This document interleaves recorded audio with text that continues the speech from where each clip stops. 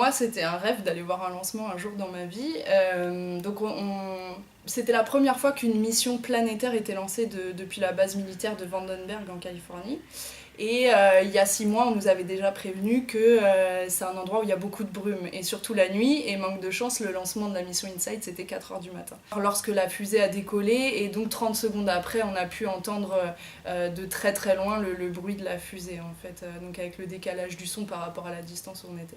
Donc c'était quand même un grand moment, même si on n'a pas vu grand chose, même rien du tout, mais c'était un grand moment, et on était très contents de pouvoir être sûr que c'était parti, et d'être sur place avec les gens de la NASA et de vivre ça tous ensemble avec l'équipe.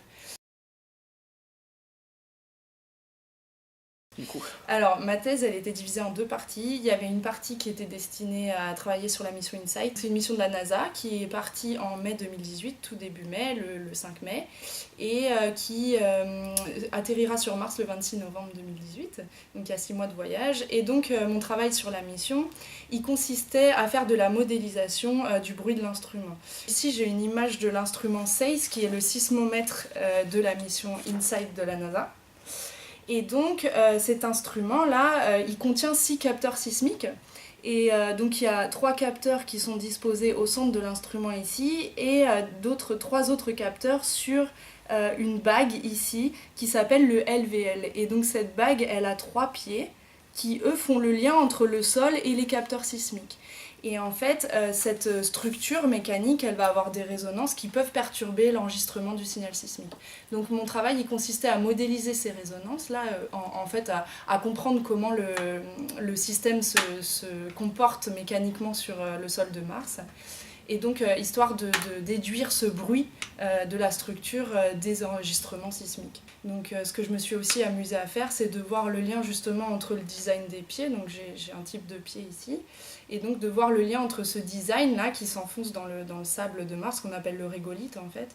Et donc peut-être que ce modèle pourrait aussi nous permettre d'estimer certaines propriétés du sol de Mars. Et il y avait aussi une grosse partie de ma thèse qui était destinée à commencer à construire un prototype de système de lecture optique pour remplacer les systèmes de lecture de déplacement actuels sur les sismomètres planétaires. Et donc l'idée, c'est d'améliorer les performances parce que maintenant les sismomètres sont destinés à être posés sur d'autres planètes du système solaire. Et sur la Lune ou Mars, par exemple, on ne va pas avoir les exigences en termes de performance que sur Terre. Et même si les sismomètres sur Terre marchent très très bien, on aimerait pouvoir enregistrer des signaux beaucoup plus petits et noyés dans le bruit sur la Lune et sur Mars.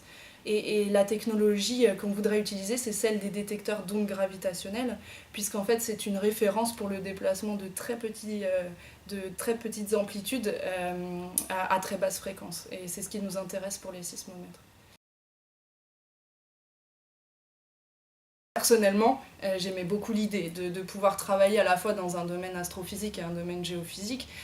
C'est hyper enrichissant parce que moi j'ai appris plein de choses en astrophysique que je ne connaissais pas. Et plein de choses en géophysique que je ne connaissais pas non plus. Donc, et en plus, j'ai permis de faire le lien entre les deux, ce qui peut être intéressant même pour les autres gens des labos en fait.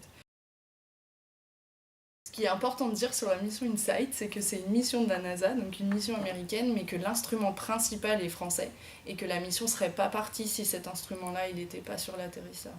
Donc je pense que c'est la chose importante à dire, parce que c'est rare qu'il y ait des collaborations aussi fortes entre les Américains et les Français. Et ce serait bien que ça se reproduise dans le futur, même si ça a été compliqué. Mais